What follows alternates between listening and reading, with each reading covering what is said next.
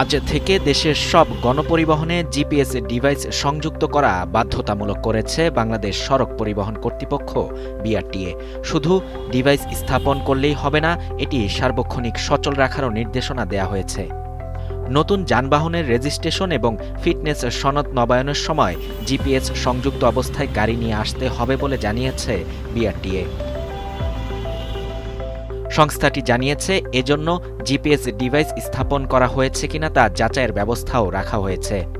তবে নির্ধারিত সময়ের মধ্যে দেশের সব গণপরিবহনে জিপিএস পুরোপুরি কার্যকর করা সম্ভব নয় বলে জানিয়েছে বাংলাদেশ সড়ক পরিবহন মালিক সমিতি। সংগঠনটির পক্ষ থেকে বলা হয়, বিভিন্ন প্রতিষ্ঠানের সঙ্গে জিপিএস স্থাপনের বিষয়ে চুক্তি সম্পন্ন হয়েছে। তবে ১ আগস্ট থেকেই সব গাড়িতে এটি চালু করা সম্ভব হবে না।